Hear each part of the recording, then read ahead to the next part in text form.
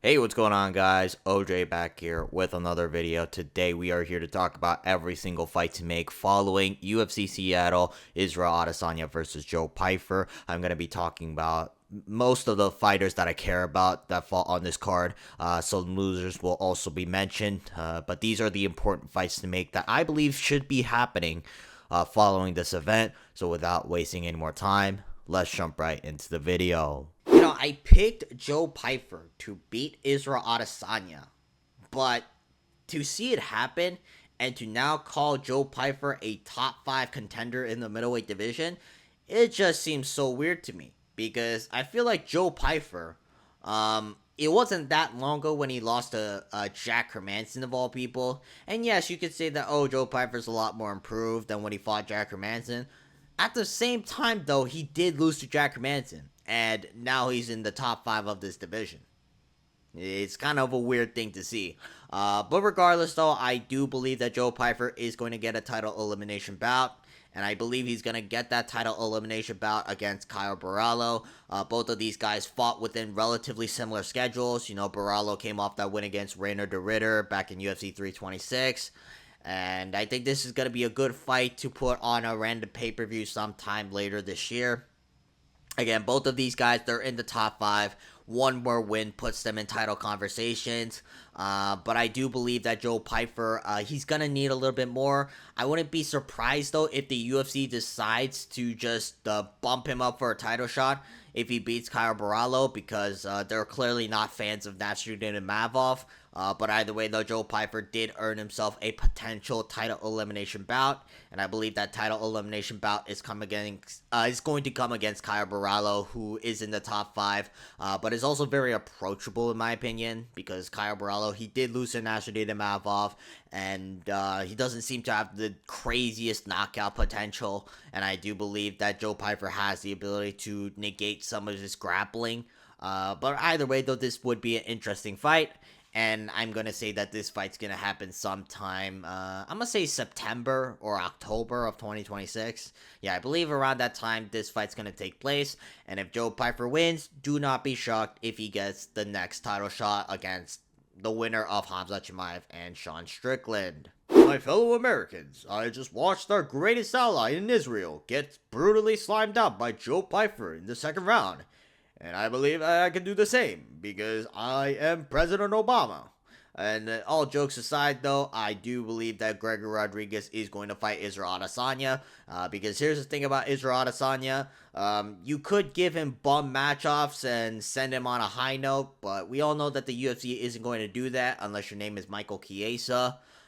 So Israel Adesanya is unfortunately going to have to face the next dangerous prospect, and the next dangerous prospect here is Gregory Rodriguez.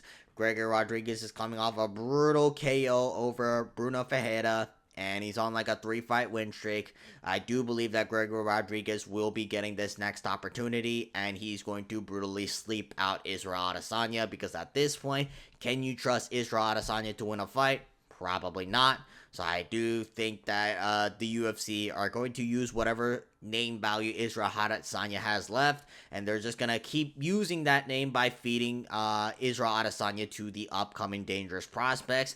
And the next upcoming dangerous prospect in the middleweight division is, unfortunately, Gregory Rodriguez. So I think that this fight's going to happen. When would this fight happen? Like, again, sometime like maybe later this year. I'd say like in October or November. I don't think that Gregory Rodriguez is going to take that much time off.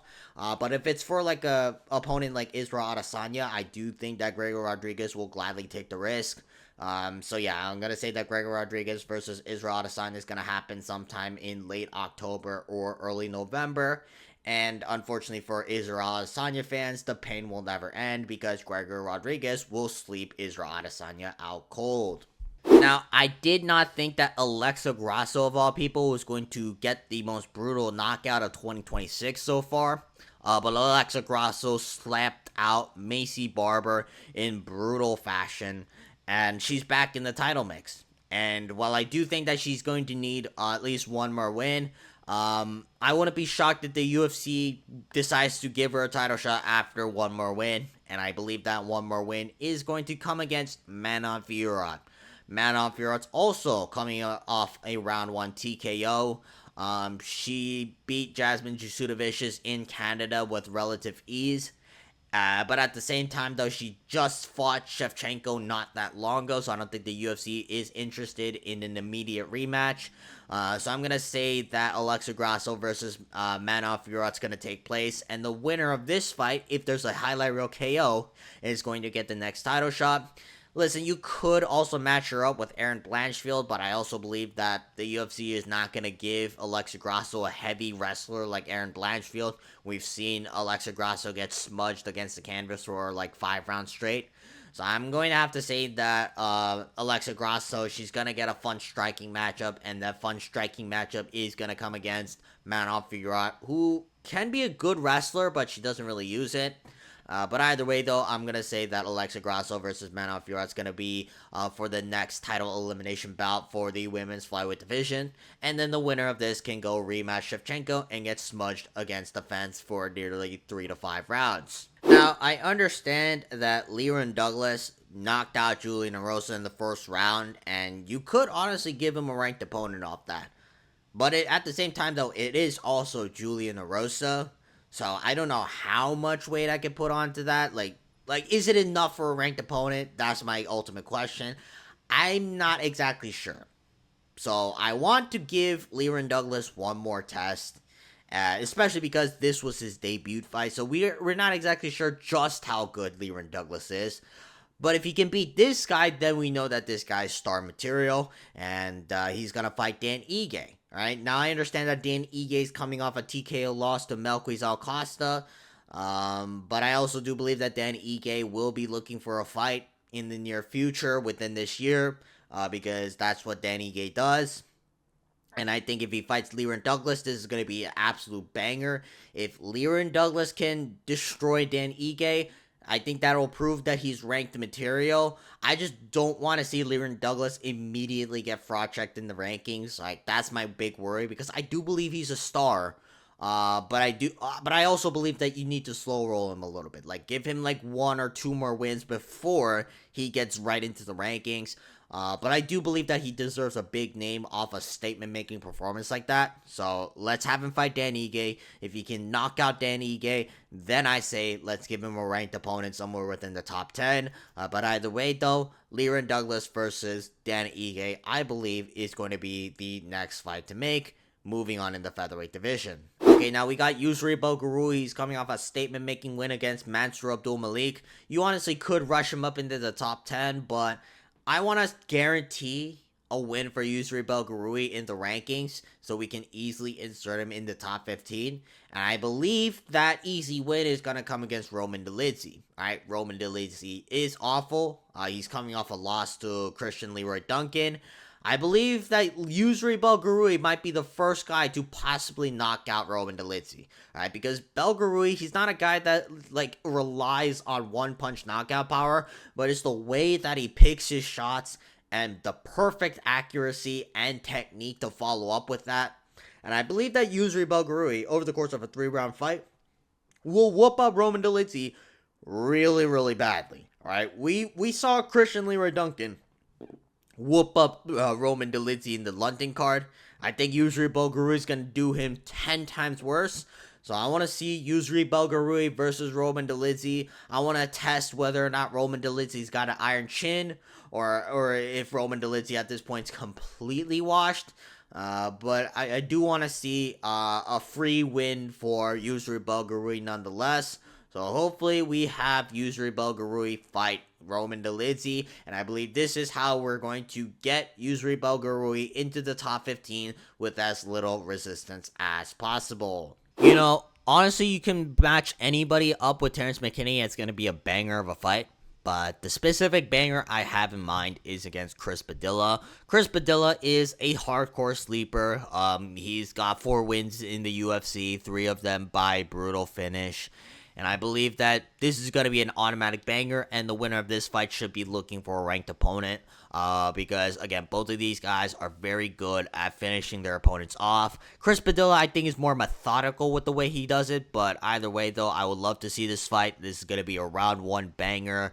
And if Terrance McKinney can get this win, let's jump him up the rankings. Like I won't object to that, even though he's lost a lot of fights. He's always producing bangers, no matter what, win or lose. So I want to see Terrance McKinney versus Chris Padilla. I believe that this is gonna be an absolute bloodfest. And I think the winner of this fight should be looking for someone within the top 15 of the lightweight division.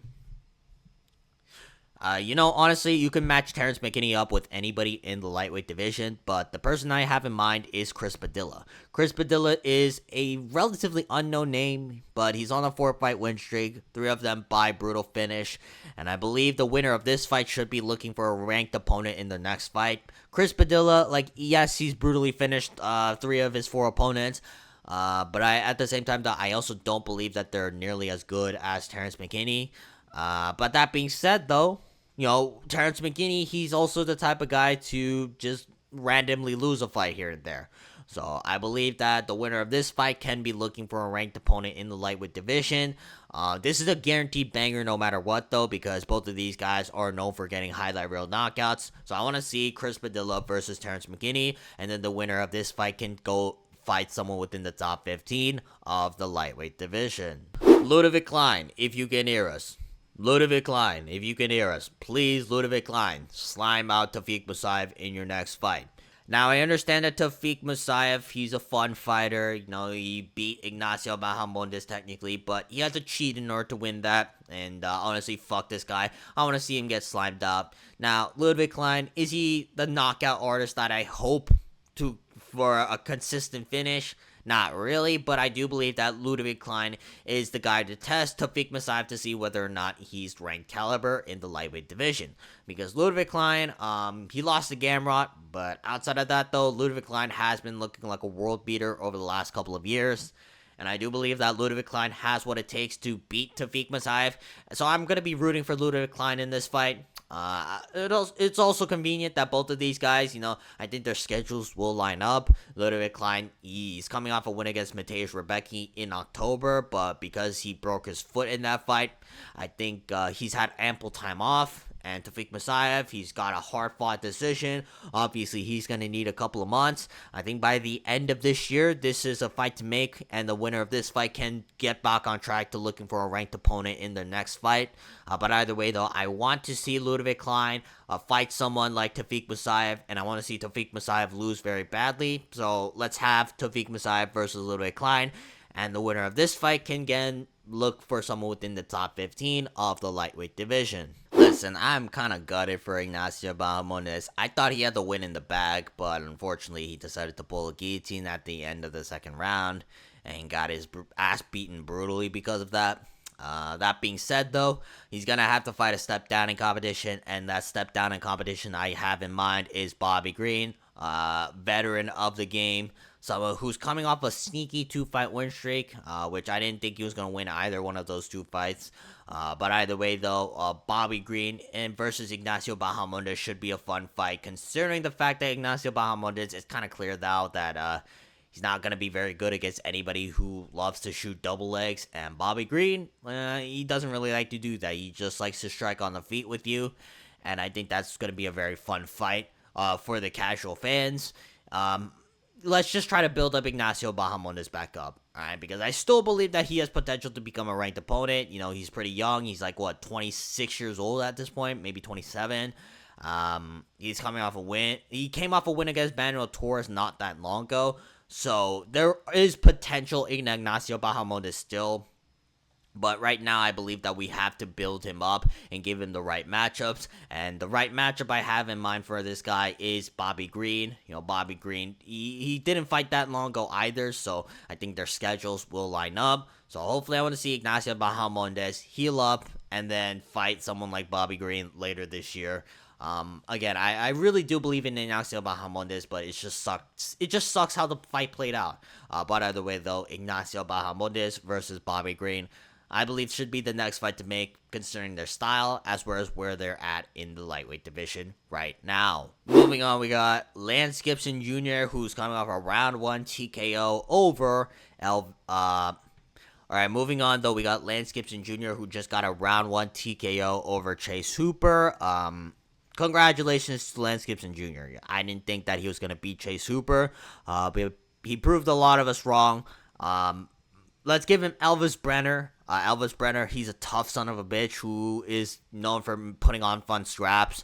I believe that him and Lance Gibbson Jr. can produce a fun scrap considering how heavy-handed Lance Gibbson Jr. is. I still don't know how good he is, though, to be honest. Like, he did kind of lose to Bobby Green, though, by split decision. I don't know how I can rate Lance Gibbson Jr. in all honesty, but I believe that Elvis Brenner stylistically is also a very fun matchup because both of these guys love to scrap in the pocket. They're not exactly like pick'em strikers who like to set things up, throw a lot of feints.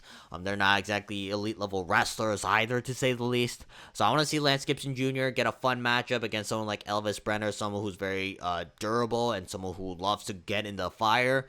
But I do believe that this is going to be a fun fight to make. Let's book this fight sometime in the middle of 2026. Lance Gibbson Jr. didn't take any damage in this fight. And Elvis Brenner, he's taken a lot of time off since his last loss to Esteban Ribovic.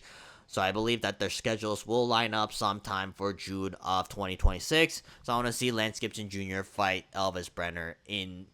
I want to say in the crowded arena. Like, I do believe that this is going to be a low-key banger, but I want to be shocked if the UFC decides to put this in the Apex because that's what the UFC likes to do, waste a bunch of talent in the UFC Apex. Now, I would say that Chase Hooper should pack it up because you can't be getting knocked out by Lance Gibbson Jr. and Alexander Hernandez and not be concerned with your chin.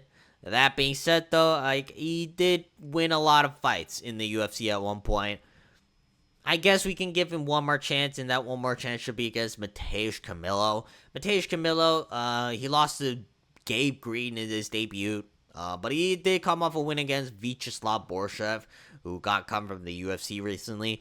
Let's see whether or not Chase Hooper can still fight at the UFC level, because I'm kind of concerned for this guy's chin moving forward. But I don't think Mateusz Camilo's that dangerous. I think he's more of a grappler, considering his last two fights, how those two fights played out. But yeah, I want to see Chase Hooper fight Mateusz Camilo. If he gets chinned by Mateusz Camilo, it's kind of wraps at this point. But either way, though, this is how we can test out whether or not Chase Hooper, he's fit to be a UFC fighter. It's kind of sucked that we have to do this to Chase Hooper. Because I don't want to see Chase Hooper get knocked out again. But, at this point, though, it's I would be concerned no matter who the opponent is. So I want to see Chase Hooper fight Mateusz Camilo. And then the winner of this fight can, get back on track to finding, good opponents in the lightweight division. Tyrell Fortune beat Marcin Tybura. It was a terrible fight. Not much really happened in there, but Tyrell Fortune clearly won. I think that they're going to give him Riz Vankouniev. Now, Riz Vankouniev, he did beat Jailton Almeida. He made Jailton Almeida cut from the UFC, which is a great thing. That being said, though, Riz Vankouniev, he's also very boring to watch, so I don't think the UFC is really going to do this guy any favors. So I think Tyrell Fortune, now that he's going to get a full training camp and now that he's going to be a ranked contender in the heavyweight division, I think him versus Riz Vankouniev is the ideal matchup to make. Whoever wins this fight then can go on to fight someone within the top 5 of the heavyweight division. But as of right now, I'm going to say that Tyrell Fortune versus Riz Vankouniev is going to be put on a random Apex card because this fight is probably going to be shit, considering how boring both of these two are to watch. Yeah, let's just rebook Marcin Tybura versus Walter Walker. I understand that Walter Walker pulled out of their initial fight, but I do believe that Marcin Tybura versus Walter Walker is the fight to make. The UFC still love Walter Walker. He's a big personality, and it's interesting to see whether or not Walter Walker can heel hook every heavyweight blob on the UFC roster right now. So I want to see Walter Walker fight Marcin Tybura. Marcin Tybura is going to be fed to prospects no matter what. So let's feed him to a prospect that the fans actually care about. And the fans actually care about Walter Walker right now. So let's have Marcin Tybura versus Walter Walker book it sometime in the middle of 2026. Maybe in a random Abu Dhabi card in July or August. But yeah, either way though, Marcin Tybura versus Volter Walker should be the next tough fight to make. And I believe that Volter Walker is going to get a free win over Marcin Tybura. Navajo Stirling finally got a knockout in his UFC career. And I think the UFC is going to give him a jump up in competition for that. Now, I don't want to see this guy immediately get someone like an Ion Cutelaba or anybody in the back end of the rankings, because I can honestly see Navajo Stirling getting fraud checked. But he's going to deserve a jump up in competition. So I'm going to say that jump up in competition should be against Omar Sy, a prospect that the UFC used to be high on. But after he got submitted by Ion Cutelaba, the fan perception of Omar Sy completely changed. Also, the fact that considering neither of them really took that much damage in their fight, I think this could be a good matchup that can be booked on relatively quick time. But either way, though, Omar Sy, he's going to need to fight down because he got fraud checked by Ion Cutelaba via guillotine in the first round. So I want to see Navajo Stirling versus Omar Sy fight. And then if Navajo Stirling can beat Omar Sy in dominant fashion, then I say let's give him a ranked opponent, because Omar Sy, like, although he's, like, not that good, he was looked at a prospect and someone who can potentially make it into the rankings of the top 15 in the UFC light heavyweight division. Last but not least, I got Adrian Yanez, who honestly should have beat Ricky Simon, but considering that Adrian Yanez, he's had his chances to climb up the rankings of the bantamweight division, I don't think the UFC is immediately going to give him easy opponents again moving forward. So I want to see him fight Gene Matsumoto. Gene Matsumoto was someone who just lost to Farhad Basharat, and that was potentially a fight where the winner would be looking for a ranked opponent in the bantamweight division. But Gene Matsumoto is pretty good nonetheless, so I think this is like a next step for Adrian Yanez to get back on track. It's also been a while since he's really fought in the UFC octagon, so I want to see Adrian Yanez build up a win streak before he gets back into the rankings, because let's be honest here, a lot has changed since the last time Adrian Yanez really got into the rankings of the bantamweight division.